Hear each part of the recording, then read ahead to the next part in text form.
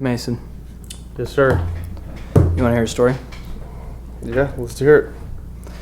So this is a little bit from this past weekend. We had a slider door to switch out. I feel like my mic might be a little hot. Let's see. We had a slider door to switch out, and it was on a second story, and there was no way for us to take the new door through the house. So we had to take it up and over the railing on this balcony to be able to get it in there. So it's me, Bobby, and Joe, and so we've got two ladders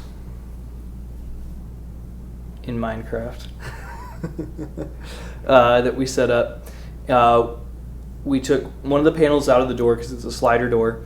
We were able to get this door up on top of these 6-foot ladders. Now we still have a ways to go to get up and over this balcony. So one guy goes up, he starts stabilizing it. Another guy goes up. So it's Bobby and Joe are now upstairs. They're holding onto the door. Here's the plan.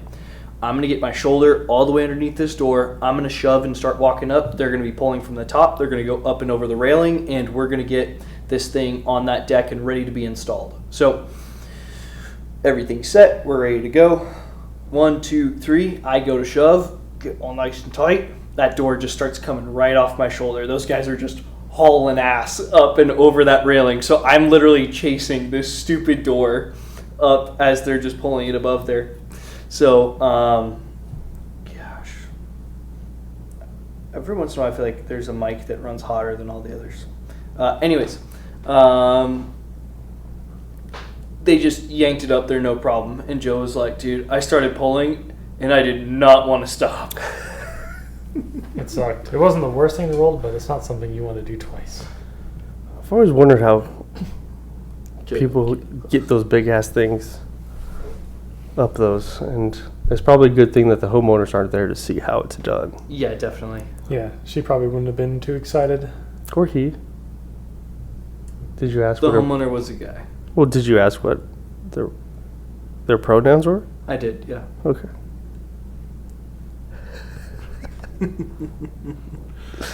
Did you hear how like some states are going to prosecute for that if you misidentify or mispronounce someone? I think Canada's doing it. It's considered assault or whatever. That's so gay. So if they bring that to Arizona or something to the U.S., I'm changing my pronouns to fucker. And if anyone gets that wrong, I'm coming after them with a freaking hammer. Just gonna sue the shit out of everybody. That's so dumb. Gosh. I know. Even my uncle who's gay, like, he says stuff, he'll be like, oh yeah, that's gay. Like, I don't know. Anyways, before we get off topic. Yeah, happy Pride Month, everyone. Oh yeah, it is. Speaking of Pride Month, I played in a golf tournament this weekend. Yeah, how'd you do? For the Arsenal football team, which is a part of the LGBTQ gay football league, flag football league. We got first place. Dang. Yeah, we won. We got a little medal and a new Masashi gun that my son was talking about. This is awesome. the PP 100. No, I think it's I Amazoned it. Is that a real thing? Whatever one he's got, it's called the PP. No, it's like a sharper image one. I looked on Amazon. It's only worth $90. More than what mine was, I think. Oh yeah, the PP. Yeah. It's like 60. Costco purchase. Nice. It was a gift, but yeah. Alright. Well, that's what I did on my weekend, if you wanted to know. Yeah. Played some football. Yeah. No, I played golf. Golf for football. For the flag football league. Right. Yeah. What color are the flags? I did have a rainbow flag in my little pack of goodies. Also, there were also other realtors there that had booths and stuff, and I actually won a raffle. Oh, nice. Off of it. Yeah, putting fake information down. What'd you get? It was like a pizza basket. So it had a pizza thing, pizza cover, stuff to make pizza dough, stuff like that. Right on. Yeah. What But fake I wanted information off did the you put competition. down? What fake information did you put down? Well, you got to put your name, email, and phone number. So Put my you- real name. In case, so they called it. I didn't put something stupid. So if I did win, I'd have to walk up with some dumbass name. Like, hey, would you blow me? That was my buddy's user tag. I think it still is. In all the Nice. games that he plays. I like it. I condone it. It's a keeper. Yeah. Joe, where the fuck have you been? Yeah, man. To the top, to the bottom, all the way to the left. Some of it to the right. I don't know. Okay. Well, because the time that we had a guest in, he was in here with me. So basically the episode that you weren't here, he was here. So you guys have kind of just been I'm ships in the talking night. more about the part of the podcast that people like the most. The guests. Yeah, that's the Yeah. one. Yeah. I looked at the numbers. Here's what happened. I posted an episode with the guest. The audio was dog shit. I had to take it down with 30 views already, which is, for us, good. So thank you, everybody who actually takes the time to listen to this crap. Re-upload it, and I think it was, I forget what the views were, but it was already doing pretty dang well. So, yeah, people do like the guests. Where's the, let's see.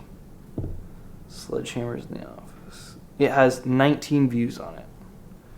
So put that together with what it was previously. We're at 49 views on that one. Is that the most That's- we've ever had? No. I don't think so. For the podcast, yes, but for the, The channel, no. not the channel. No, Yeah. not even that. I think that can't be it for that. I think I've got some that are. We're getting better. I've got one with 55, one with 85. That I didn't even know we were doing that. Yeah. 2 years ago, James Stratman, Peak Nutrition and Modern Warrior. Nice. Paul Noble, 38 views. Yeah. Real Estate with Mason, 44 views. Dang, that one actually had a lot. That was back at Christmas time. About bots. Gotta pump those numbers up. The Our Shower is Better Than Yours took off. That was 31. No one wanted to listen to our episode about why we hate paternity leave, but whatever. Joe, what do you feel about? Remember we were talking about I was looking into electric cars. Yeah. How do you feel about the Mustang Mach-E? I've been in one. Have you? Yes. They're boring. Are they? They're so boring.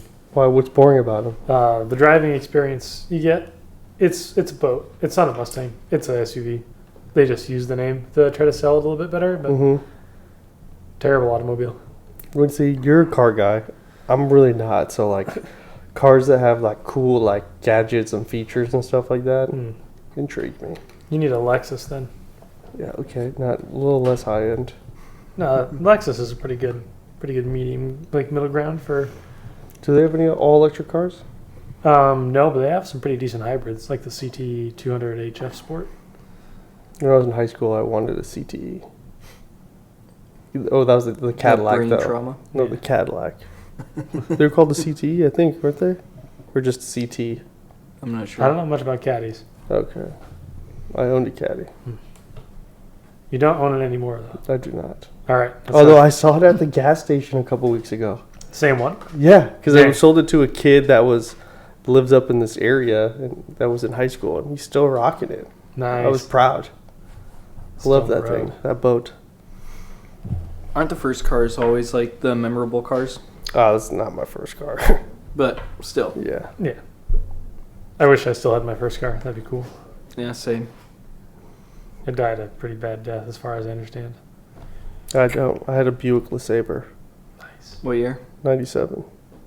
I had a 99 Ford Ranger. Although it had full leather seats. Ooh.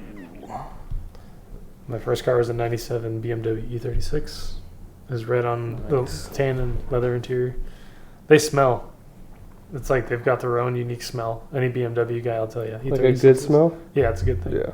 If you like crayons, essentially, yeah. Who doesn't like crayons? Crazy people. Marines love crayons. This is true. Why? You haven't heard the thing that's what Marines eat? They're crayon eaters? No.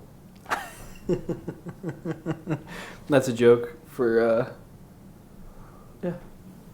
military people. It's like that's their MREs are a box of crayons. Yeah. Oh, okay. Yeah. Ooh, Brown, I love chocolate.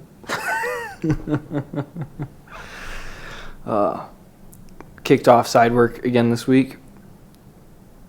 We've got, we've got 6 jobs in the next 5 Saturdays that we've got lined up right now.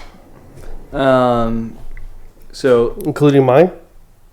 that'd be 7 on July 4th. Good old Independence Day. How does the wife feel about that?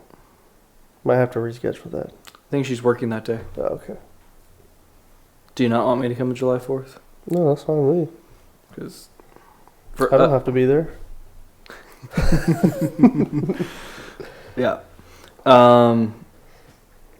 So we had this one customer. It was a friend of mine. She reached out about having a door put into this house they just bought. So they're like, hey, we've got someone already looking at it, but wanted to see, is this something you guys could take care of? So did some numbers for her. The other company was coming in really competitive. And it seemed that they were going to give her 1 or 2 things that she was looking for that I didn't think we were going to really be able to provide with our numbers. So I think it was more of a scheduling thing. And then since they did have like... it was a scheduling thing that was going to be the big thing. But I told her, like, hey, they came in with a great number. So feel free to go with them. Like, happy to do stuff with you in the future. And she's like, okay, are you sure? I'm like, yeah, like, we're totally cool. Then she gets back to me about a week later and says, hey, I'm having some issues with that company. They're not willing to demo part of... it's the chimney on top of the house that's going to be in this wall that gets taken out so they can put a bifold door in. So I was like, all right, well, we can take care of that. Don't worry about it. Turns out that construction company was being super unresponsive. So she's like, we ended up firing them before they even started. Got a new construction company that I think was a referral through the people they were getting to supply the door.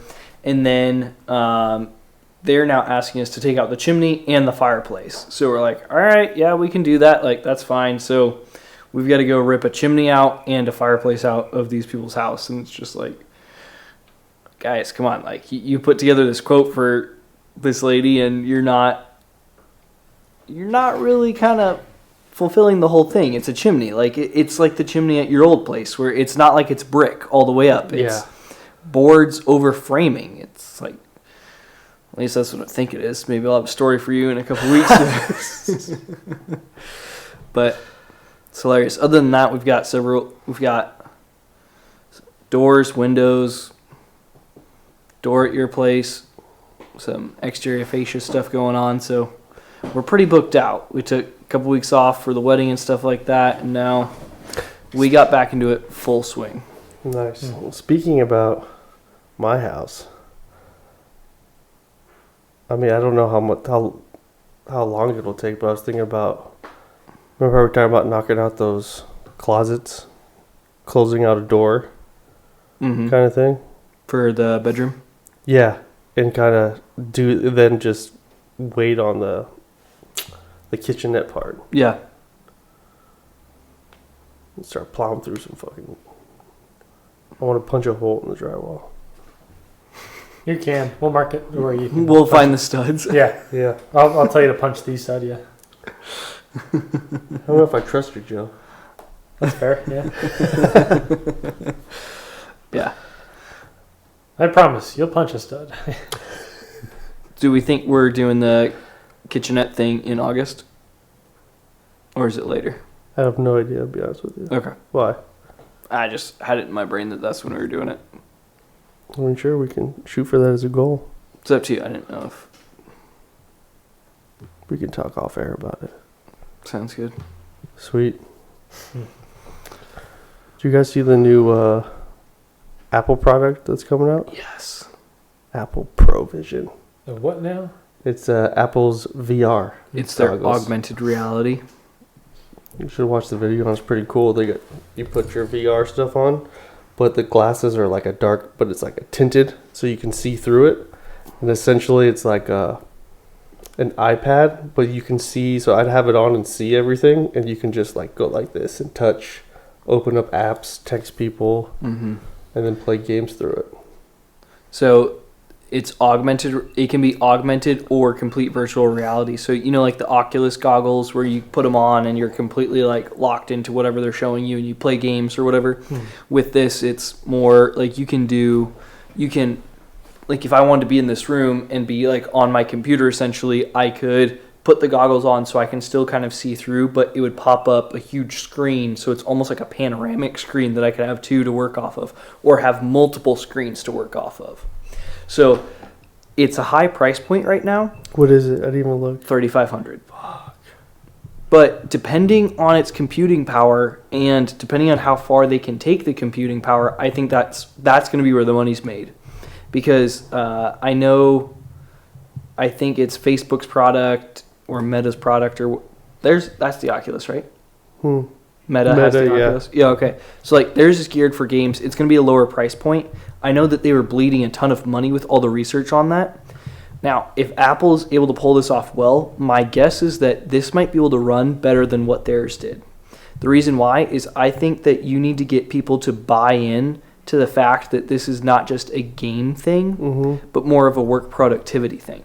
Because the minute that someone could say, okay, I've got work from home scenario and that I can put on goggles and then have like this ridiculous setup in a small room and I could be running all kinds of stuff off of it, that's where you start picking up steam. You know where the money's going to be at, though? It'll be the gaming. No. Porn. Yep. It's when you can pick any porn star, sit in your living room, and she's right there blowing you. Dude, isn't that like a multi-billion-dollar industry or some shit? Like, they're going to jump on that quickly. Yes. Yeah. Have either of you guys actually used VR before? I've never even put on the goggles. I would have no idea what it feels like. I did once, like, on the earlier versions where they would just do, like, a video tour around a city in Europe or something like that. It was, like, right when they came out. All right. So I went to a buddy's place, and he had a full VR, like, sim racing setup where the chair even moved a little bit. And when you are fully submersed in VR, especially with driving cars or something that you would normally have yourself doing, where you're typically moving your feet, but you're just using your hands, it's so disorienting. It's probably like the scariest feeling I've ever experienced. See, that's what I want to do. I just can't envision that, like, me thinking I'm really there. See, that's the nuts. It's weird. Yeah, that's what I mean. Like, that's why I really want to try it. Yeah. I need to find somebody that has it. So buy one. Yes. We'll expense it. Yes, exactly. The business account. It comes out early next year, so we'll just be first in line. Dude, but like the augmented reality, put the goggles on while you walk through a house and you're just like, okay, new cabinets here. This is what it's going to look like. How badass is that? That'd be dope. Oh, you want the white ones? Oh, no, gray. Okay, here you go. Right here. We're going to take out this window, put in. I think that's going to be several generations down the road, but I think they're definitely going to get there. Jump on it. Stat. Find a program where they can do it. All right. Do you want to hear? This is. Oh, sorry. It's your Yeah, leg. okay. That's my knee. Yeah. Yeah, sorry. No. If someone takes this idea, thank you for listening to the podcast. The idea I've had that I've been rolling over in my brain is that there's a lot of people in the trades who are good at the trades, but are not very good business people all the time. And I think we've talked about this before. So one of the things I've been kind of thinking about creating is there a way to create a platform that can kind of take care of a lot of the business side for them and go from there? Or even is it just like, hey, it's a consulting agency, so a lot of books will get done in the background for them, so they don't have to take care of that stuff, doing stuff with... So tailored towards that industry? Yeah, but it's trying to make it where... I feel like you've got a lot of guys who are very hands-on. They love being hands-on. Like my brother had an opportunity recently with his work to be promoted out at within the company that he's in to. I should probably keep it vague. He was offered a new position, and he would be a manager. It'd be a really big deal. He's in his early 20s, but the problem was he wouldn't be working with his hands anymore. He'd have to be putting up all the tools. He'd be a strict manager, like just strictly managing stuff. And he's like, I don't know if I'm ready to do that, just because that's what he enjoys. There's a lot of guys in the trades. There's an electrician that we've got coming on to a project that I'm taking lead on right now, and he apparently, like, it's from what I'm told, needs to work on kind of keeping up with some of the admin side sometimes, but the reason why he doesn't want to just hire people is because he's really good with his hands. The hard part with the trades, and this is with any business, is that you've got people who become skilled at what they do. So they sell their name. So, and then the problem they have is with growth from there.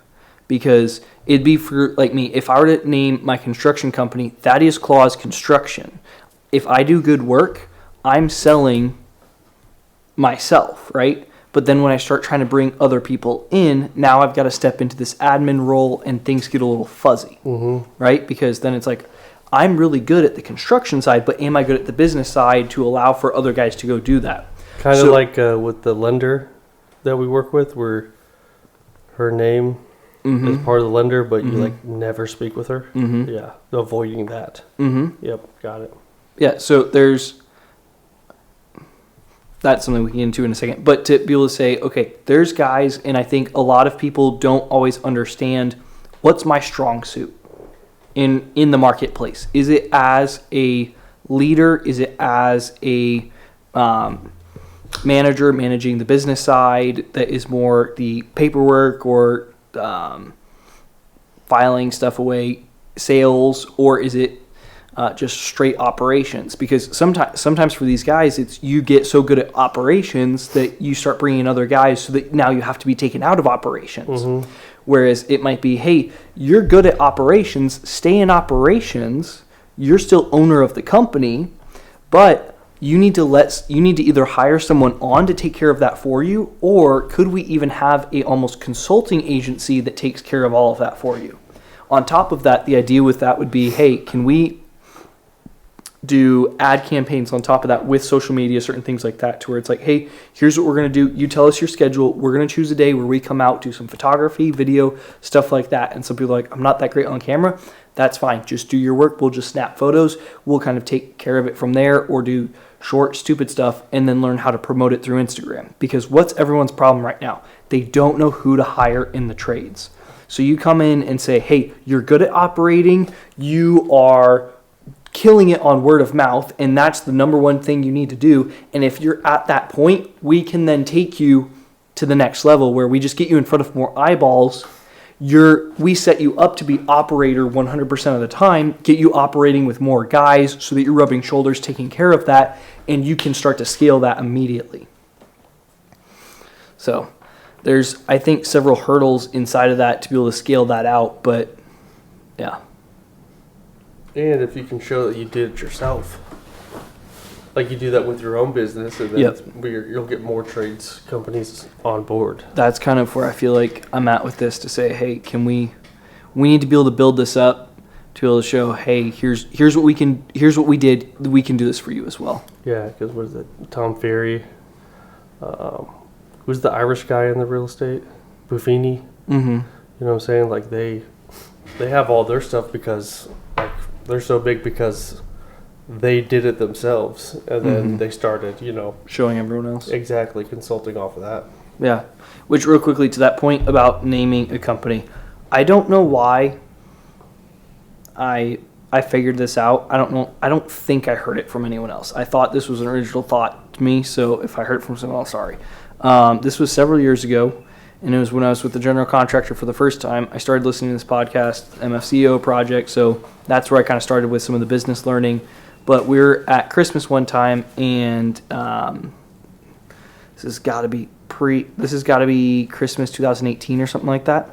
And two of my uncles were talking. One of them owns a cleaning business in Florida. One of them owns a business that operates around the United States. And the uncle who owns the cleaning business was talking like, hey, I'm picking up a lot of clients. I need to kind of have a name for my business because I'm kind of just doing one-to-one. And as I'm starting to scale, like, how do I want to name it? Do I want to call it like Mike's Cleaning Service, or do I need to find another name for it? And so they're kind of going back and forth. And I don't know why I knew this, but it was just in my head. It just seemed to instantly be there. It was like, hey, here's what you need to do. If you plan on just doing this by yourself, it's Mike's Cleaning Business. If you plan on scaling this at all, do not name it Mike's Cleaning Business. The reason why is that if you go to sell it in the future, or if you want to do anything else with this business, even in scaling, if you want to scale, it's so hard to not be calling the owner of the business. So you need to not name it Mike's, because when someone says, hey, I've got Mike's Cleaning Service, I refer someone to you. Hey, I'm calling Mike's Cleaning Service. Is Mike there? Right? You don't want to do that stutter step. So like Sledgehammers in the office, you hired Sledgehammers in the office. Yes, there's an aspect where it might be, hey, my guy Thaddeus, he'll take care of you. But at the same time, it's like if Joe and Bobby go out to a job and I'm not there, Sledgehammers in the office took care of you. We're a company. It's not me. The company exists outside of me. So it's one of those things as far as if you name it after yourself, it only goes so far. Like even look at like if you look at Elon Musk, like a lot of people will buy into companies because of him, but he doesn't name companies after himself. Mm-hmm. You'll look at guys like Ryan Reynolds, where he's attached to a lot of companies, sold a bunch of them recently, but you wouldn't know that he sold them or his positions in them because it's not Ryan Reynolds' company that Ryan Reynolds exited. Mm-hmm. So it's one of those things that for people who are thinking about doing, if you're going to do a team in real estate, if you're going to have an LLC, do not name it after yourself. It can be something simple, but do not name it after yourself. Otherwise, you are pigeonholing yourself into that for a very long time. You kind of have to if you're a single real estate agent to open a business. But if you're going to start if you're going to start a team. I still feel like there's a way to there'd probably be a way to do it where you can name it that doesn't matter that much. You'd have to start like a marketing company. Not really. Why would you have to start a marketing company? Well, because everything's run under your license, kind of. So you can't advertise yourself. You couldn't. So we're at the Hamblin team office, right? He couldn't have named it like the Ox team. Yeah, he can, but like that's just his name of the team. Like it's not an actual business entity. Right. Yeah. Yeah. Because it's all. You don't need to hire a marketing agency to do all that for you. But as far as when it's like, let's say you talked about you want to have a team one day. If you name it the Oxendale team, it's now you're the cornerstone in that whole thing. Mm-hmm. Whereas if you're killing it in business, you get to the point where you're like, hey, I've made the money I need to. I want to be spending more time with my kids, grandkids, or just retire, whatever it is. I want to be able to sell my book of business or have kind of an exit from this and pass it on to one of the guys, whatever it is, right? Mm-hmm. If it's still the Oxendale team, which we can get into why like real estate teams don't fucking matter as far as their names for the most part, but it still creates that hiccup, right? Yeah, that's why I think 72 Sold was genius. Yes, especially when he started it. Yes, because I mean, did he sell it yet? I thought he sold it. No, because I mean, 72 he gets away with marketing because 72 Sold is not real estate; it's a marketing company, right? And Hague Realty sells all the homes for 72 Sold. So, yeah, but I agree with what you're saying. Yeah. And the hard part is a lot of times. What should I name my team? Your mom's favorite realtor? Budget Busters. Ooh, the Budget Busters. You could do it depends because you could do something as simple as like the Ox team. Mm-hmm. What would go well with this slogan? The Ox rocks. Slanging real estate like it's cocaine in the streets. Something team. We're gonna want to dial that one back, buddy.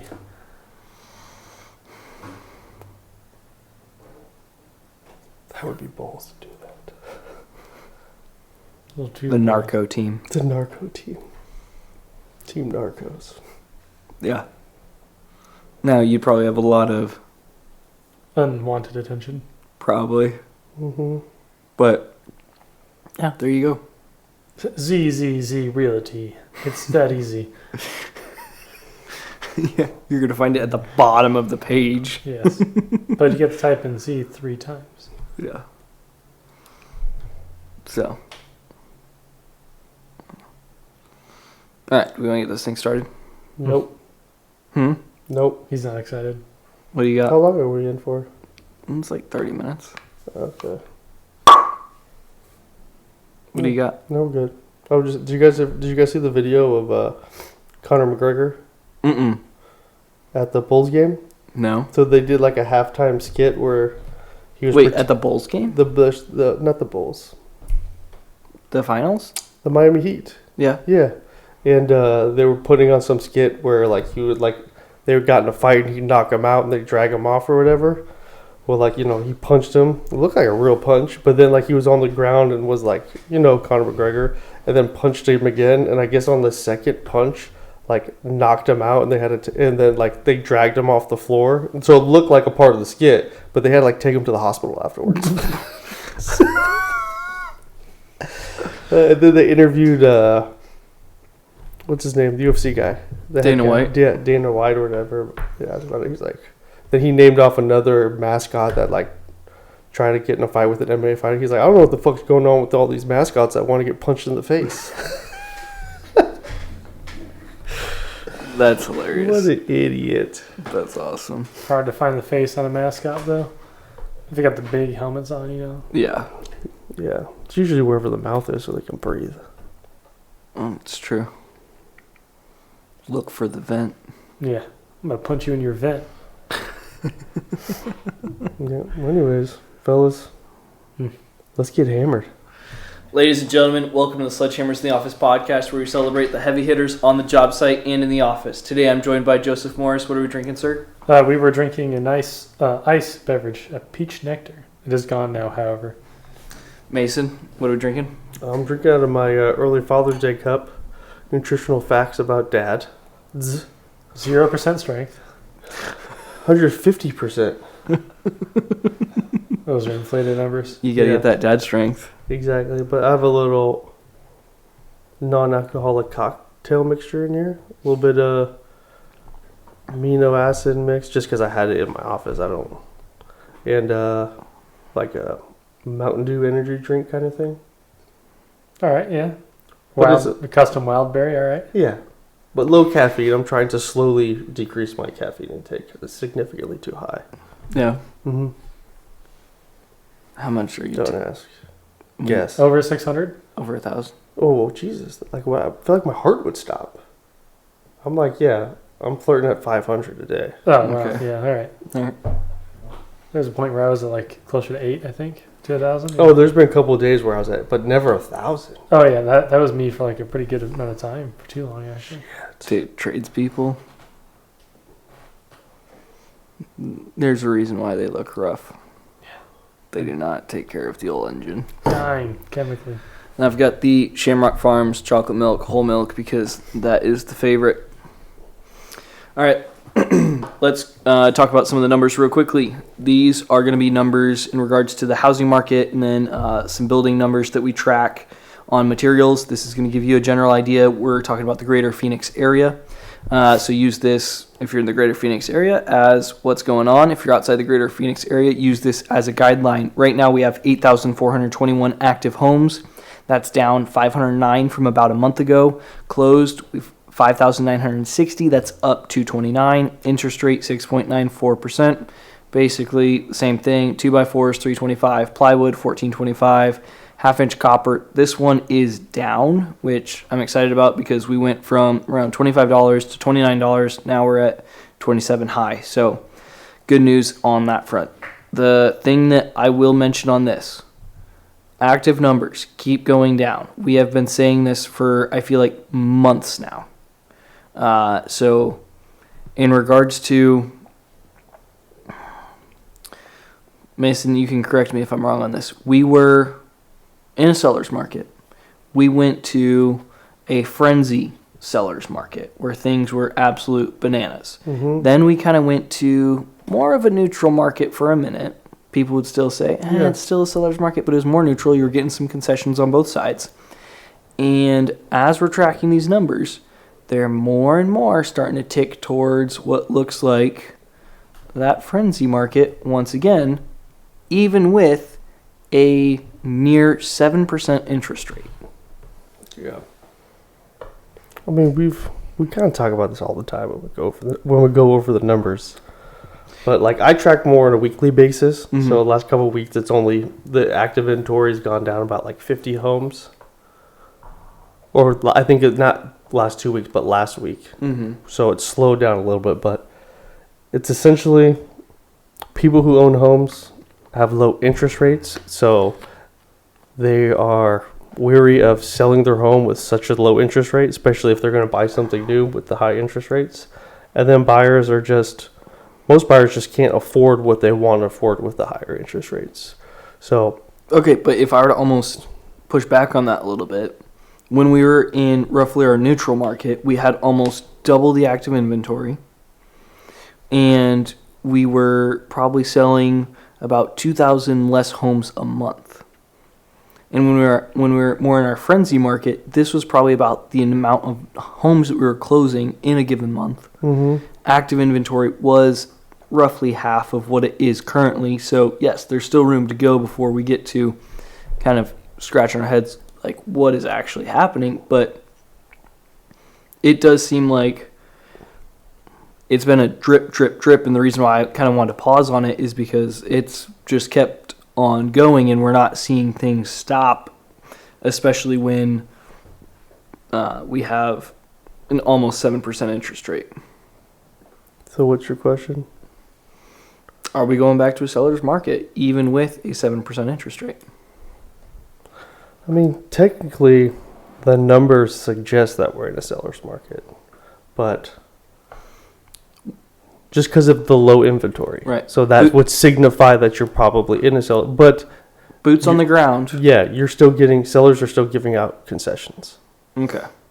So houses are selling, they're just taking a little bit longer. Or what I would say, a normal, 30 to 60 days. It isn't just people rolling deals over in 5 days, waiving inspections anymore.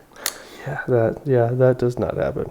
Yeah. So if we were to kind of put a nice little bow on our numbers, we'd say if you were to look purely at the numbers that we present especially, we are in a seller's market.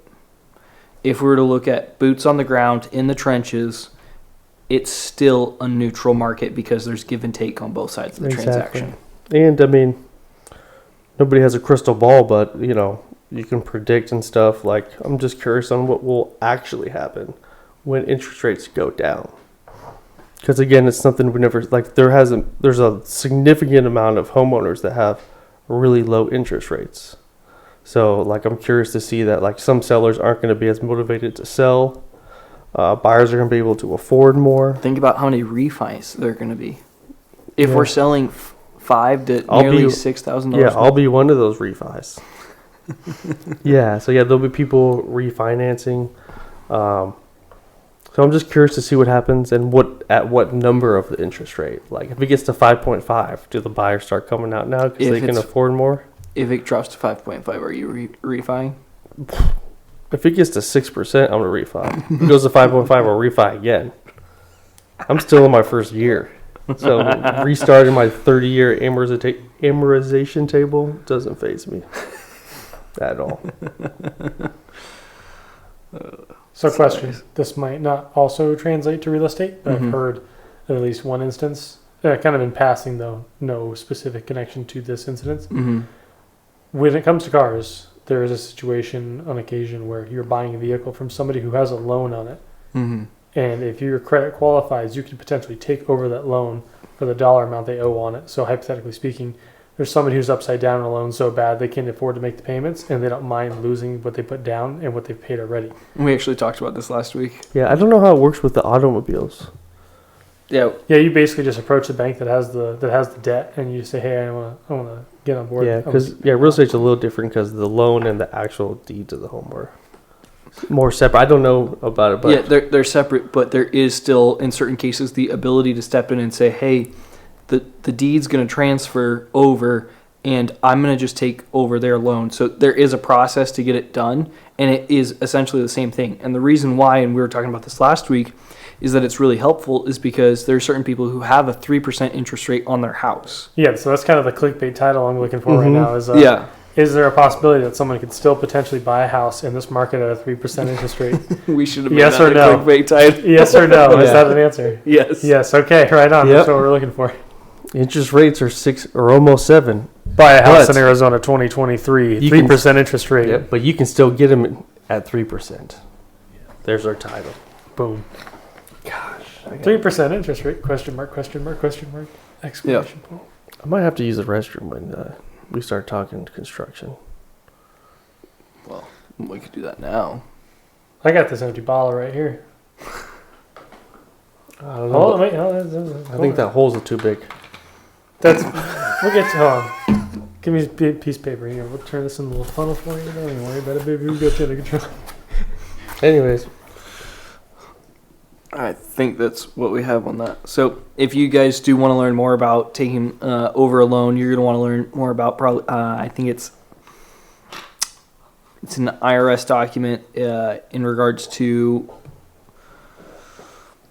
homes. It's a term called subject to. So look into that. Google it. And assuming someone's loan and the process to go through that. Because like Mason said, there's going to be a deed and there will be a loan. There is going to be some steps you have to go through, and you got to make sure that everything's in the proper place for that, because you don't want to be in a position where you're paying someone else's bills and not getting anything back for that. But that is something that you can do. So And see if it works in the automotive industry too.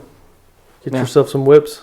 It does. It Flip totally 'em. does. Yeah. get a house. Go on get a Craigslist car. right now. Look up like loan takeovers, because there's so many people out there.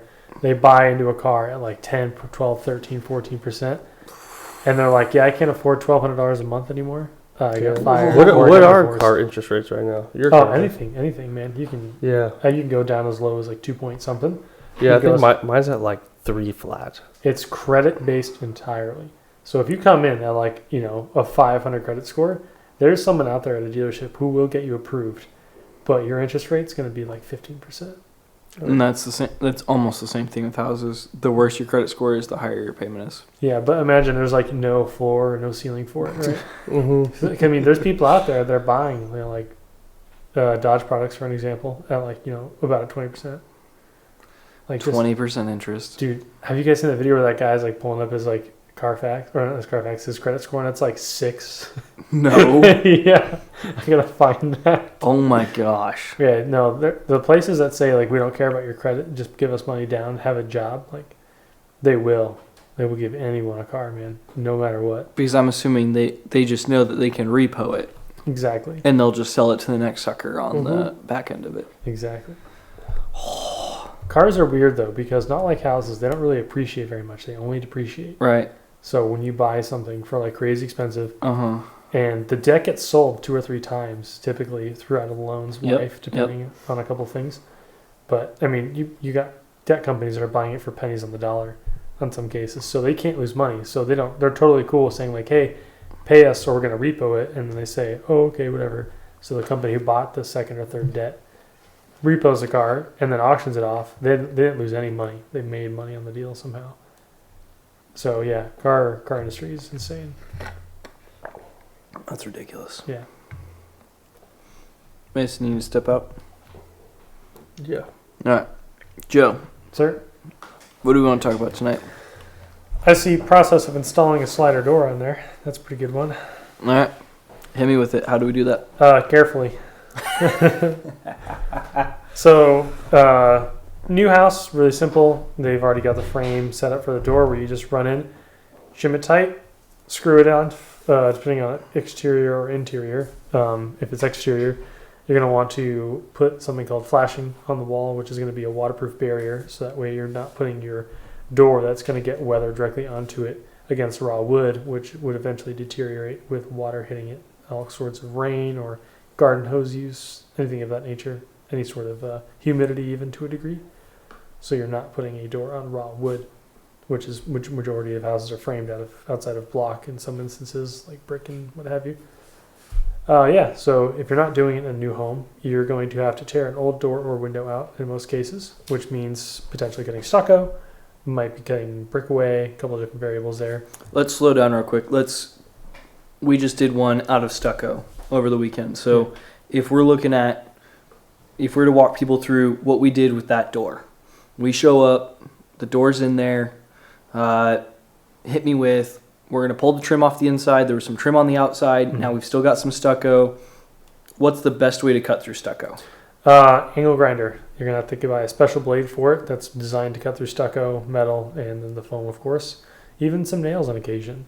I forget. They're diamond blades typically, if I'm correct about that. Yeah, you're going to want to probably get like a concrete bit because stucco is a concrete material. Yep. Not wire mesh that's in there. It'll cut right through it. Exactly. And if you're up to some more unorthodox methods when it comes to doing it to cut down on dust and debris flying through the air, you can take a wet sponge and put it up near your blade where you're cutting. Try not to take your hand off in the process. That's one of the things that probably isn't OSHA approved, but in terms of breathing in particulates, it does help a lot, especially if you know what you're doing and how to do it. We do not recommend that you do this in any way. This is for professionals only. Exactly. Don't proceed with that unless you know what you're doing and you have experience with these tools. That's a really good, actually, here's a good disclosure right now. Don't play with tools. They are tools, they are not toys. No. If you know how to use them, good job. If you do not, don't find out the hard way. Learn from people who have seen somebody else learn the hard way or have been trained properly. That's a good place to start. All right, so we've got our stucco cut. We're tearing that out. Now talk to me about how are we getting this door out of the opening? A lot of cases, it's going to be screwed off into the frame of the house. So once you got your stucco cut, you can kind of see where your shims are. You can take a sawzall and chop the frame up into sections where you can kind of peel it out away from the home itself, typically using pry bars.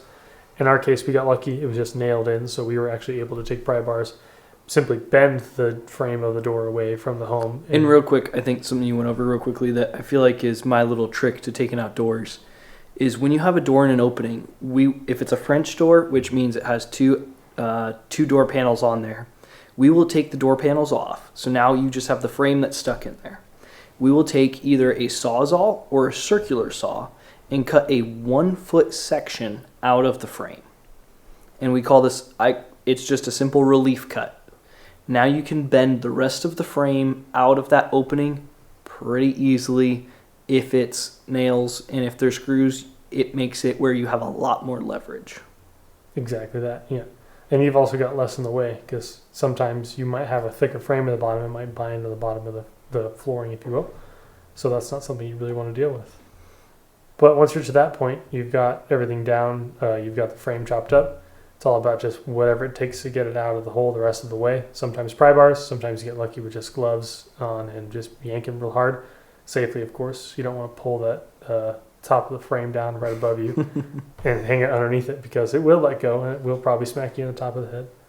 All right, so we've got the door pulled out, cleaned up. Now what do we have to do? We've got our new door that we want to... I was in the bathroom. Can you start over? Yeah. You make sure your area is prepped, of course. You want to make sure that you can run your flashing and everything. Make sure it's a clean surface where adhesives can stick. You're not wanting to have stucco stuff laying around. So like he was saying, clean the opening, prep it. Measure your door. Make sure it fits in the hole before you go in this far, of course. Test fit your door. Because you might run into something after you have all your flashing done where it doesn't quite fit. We don't run into that, but it's something we've seen other people run into. So once you know your door fits, everything looks good, your area is prepped, you want to go ahead and put that flashing onto any exposed wood that's going to not be treated some other way, like stucco, for example. That is technically waterproof. So if there's going to be stucco in that area, you don't necessarily need to flash it, but it's smart to get your opening completely flashed from, you want to do it both jambs up to the top of the frame, nothing on the floor. That's where your caulking is going to come in from the bottom of the door to the sill pan in some cases. If not, just what was down on the job we did? It wasn't a sill pan, They had a metal, just metal tray of some nature. acting essentially as a sill pan that we put silicone on to make sure that there would be a waterproof barrier all the way across before we set it. Exactly, lots and lots of silicone. Once you've got everything ready to go, if your nail fin set, you rock your door into the hole, square plumb level, make sure it looks good, start screwing it off. We go from the top down, right? We're not too much into the sides and then up. I'd say start from the bottom and work your way up. Make sure your threshold is level, and then go to the side where your active panel is going to close. So the one that slides, where it slides into, you want to make sure that that one's level, because if that one is off, you might have a little daylight when you close it if it's terribly off. If it opens to the backside and that one's a little off, no one can tell, and it's usually all one piece, so you're pretty safe on that side. Yeah, you're not going to But have air and light coming through that. the goal is to be plumb, level, square all the way around, so that that is never an issue. Yep. Operation of the door. Check it before you completely screw it all off too, Yes. because you could be plumb level square. Everything could seem great on paper, but if the door doesn't operate well, you got to figure that out before you get the rest of everything set. Yes. But once you're at that point, screw off the rest of your door, whether it be block set or nail fin set, and then make sure whoever's coming in after you has an easy job of doing the stucco work. Go crazy. Caulk over your screws that you set in the nail fin. That's a really common practice, or it should be a more common practice. That's just going to save everyone a little bit of hassle down the road. Creates a lot of longevity, so you don't rust out your screw heads, and everything's good to go. Exactly. Use stainless screws if you can help it too. Yeah. That's a big one. Cool. Simple. Yeah. Easier said than done though, especially when you have to pick it up onto a balcony. All right, Mason, what do we got on the real estate side? Well, the Federal Reserve meets this week to talk about whether they're going to have a rate hike, or if they're going to, what do they call it? Skip the rate hike for this time. All signs are pointing to a skip, so there won't be hopefully a rate hike again. But who knows with the government, Who knows? So, interest rates shouldn't be going over 7, hopefully. Knock on wood. But, yeah, that'll happen this week. But I figured we could talk about concessions. What you can and cannot use with seller concessions as a buyer. Which this has been something we've been talking about a lot, and then you're bringing it up like, hey, I want to talk about concessions tonight. And I'm like, dude, we've already been talking about that. And you brought up to me, it's like, we've been talking about it, but the thing we haven't been talking about is what can you and what can't you pay for it. So I thought it was going to be like, okay, if you think we've been going over this for the last several weeks, this is we figured out, hey, we've been saying the term a lot. What is it? So, and it's pretty easy once you understand. Like, so the reason behind why it's important to know what you can use your concessions for and what you can't, and your lender should be, your realtor should know, but also a lender should help, guide, be like, hey, we can only use this much for this stuff, because say you get a house that needs a lot of work, seller doesn't want to do it, so they give you a $20,000 credit towards closing. Well, you might not be able to use all $20,000 of that. So if they give you a $20,000 credit, but you can only use $10,000 of it, well, the seller just got off $10,000 free, because that $10,000, they can only use $10,000, so that $10,000 is going back to the seller. So you're really only getting a $10,000 credit, because you can't use credits, to actually get anything fixed. So what you can use your closing costs for is your credits for your closing costs. And you can't use it for your down payment, so it's not like you can get the seller to pay for your down payment. You can use seller concessions to buy down your interest rate, half or full point buy down. Was it like 1 or 2 years too? There's a couple different options you can do with it. There's a couple options, but I think on the interest rate buy down, you can have them buy it down permanently for the life of the loan. Yeah, permanently, temporary. Yeah, it costs more. Yeah, so there's different things that a lender can use the concessions for. And then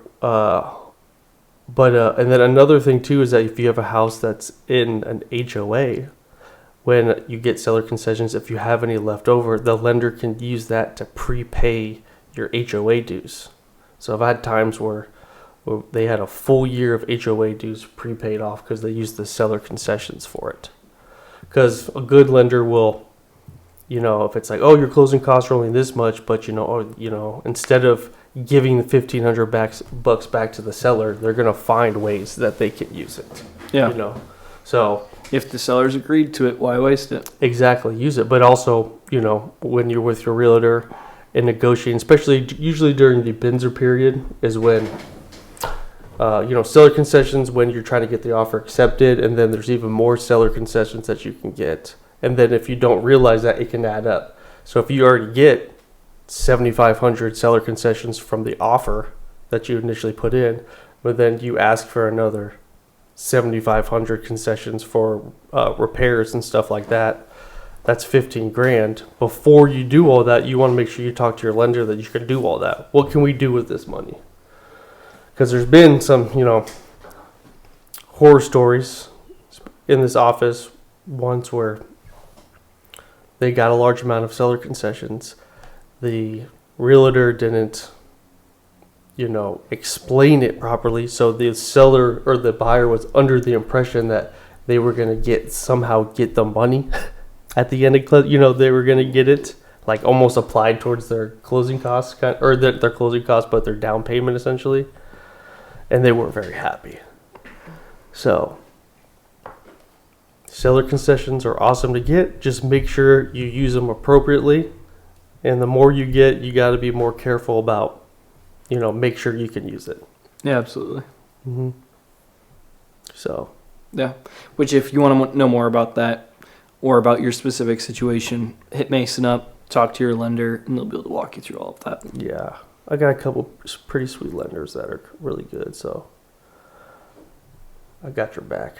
Nice. And keep that in mind. If those interest rates do drop and you've got something in the 6s or 7s, hit Mason up to get hooked up right away in regards to that interest rate if those do eventually drop. Yeah, get it down lower. Yeah. All right, before we wrap it up, there's one more thing we did want to talk about, and that was on my side, wanting to talk about, for us, we had a situation come up this weekend and kind of created a conversation for a new business policy on how to handle last-minute requests from a customer or tenant. So we had a situation where we're on site, we're doing the door, we are being we're asked by the guy We've been contracted. There we go. Working for, yeah. Thank you. For the guy who owns this, what was that, condo? Whatever. Townhouse, yeah. Townhouse. There we go. My brain is a little slow today. Anyways, we are contracted to work on this townhouse by the landlord. There's a tenant inside, and they asked us to do something. Now, in the process of them asking us to do it, to take care of this little feature for them, they said, hey, I'll pay you for it. So we said, yeah, here's the price. They had to go out and buy the parts for it right there. The other part of it was they made an order on Amazon and were like, all right, it should show up between 2 and 4 p.m. today, so hopefully if you guys are still here, we can just get it done. And it's like, well, we're looking to be up and out of here by 4 p.m. So this is where we started coming into a situation of we need to understand how to handle last-minute requests because we want to definitely be a customer service forward company. That, hey, when someone has something, absolutely we can take care of it. A lot of what we do, though, is going to be several hours worth of work. We've got our day planned out, and we're trying to make sure that we get through it well and that everyone can hopefully be going home in a decent hour rather than working a 12-hour day. And we're willing to do that, but at the same at the same time, we want to make sure that we're not just ticky-tacking things onto our day to make it a 12-hour day and not seeing the monetary return that is equitable for that. So what we were talking... And too, sorry to jump in, and it's like for somebody like a consumer like me, paying you to do something, like the job that you quoted me at was for you to work during a certain time. Mm-hmm. So it's almost like if I have some certain request and I expect you to get it done and work longer, like I know most rational people, like a lot of people are irrational, but like in theory, like if you ask somebody to do that, you should expect that it's going to cost more. Yeah, and it did. This lady was willing to pay us for it. So I've speeded a lot of words getting to something that should be really simple. Here's how it is. If someone asks us to do something at the last minute, and it seems that not everything is lined up, the plan is not in place, and that's the situation that we had, that is something that we want to look at and say, if we can't get it taken care of right now, we want to set a date that we can do that in the near future for them. Because for us, it's the ability to say, there's times we're going to have to say no. This upcoming week, we've got 2 job sites that we need to stop by. So if we show up to our job site and we have 1 or 2 more additional requests, it's going to be, I'm sorry, we have another appointment following right after yours. We allocated the time to be able to do this, and then we need to go do this. Here's the problem. Little story for you. I went to the bank to combine finances with the wife, and we get up to the counter. I got off of work early to go take care of this.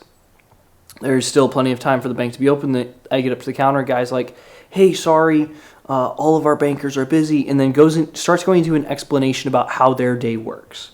I do not care about how your day works. You have told me that it's not going to be possible today. I want to know a solution because right now I'm frustrated, and you're letting me sit in my frustration. So when someone says, hey, can you do X, Y, and Z on top of something that we did not talk about and we're not prepared for us it's to be able to say, hey, I'm sorry, we're not going to be able to do that today. So you got to break that bad news to them, but right after that, you have to follow it up with the solution.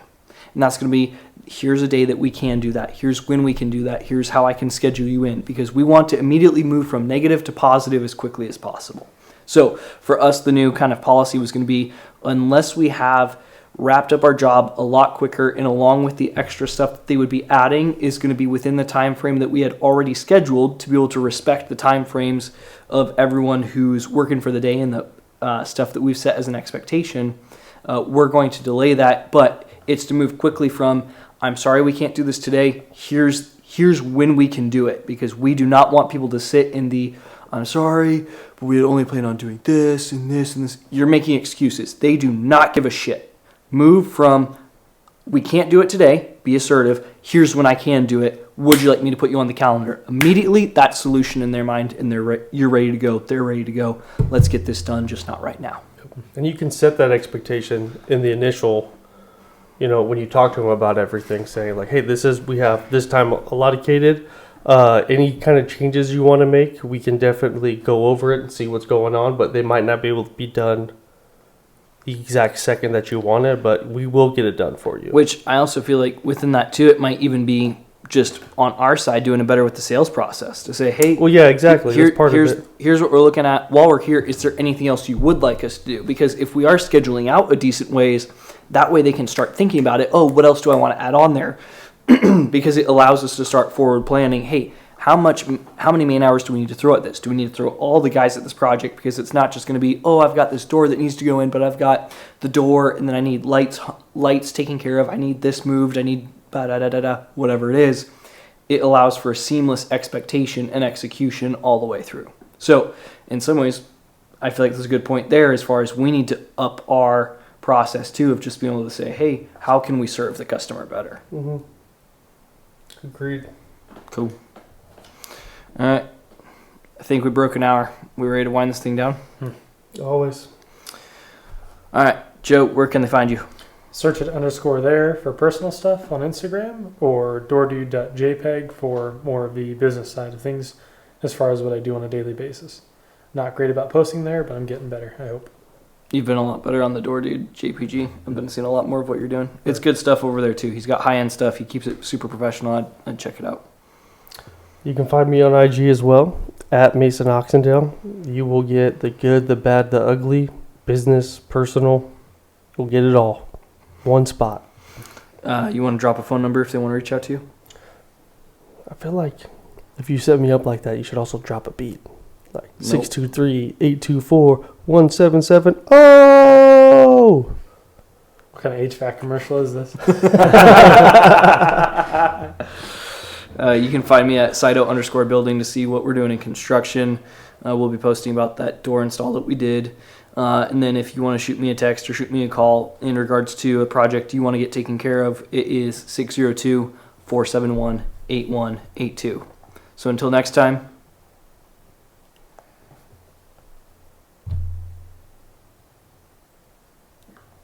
Do you guys say the words? That's your job. Nope. Until next time. Until next time, I hope your hammer stays accurate. Your Wi-Fi fast. And you work blessed. See you, everybody.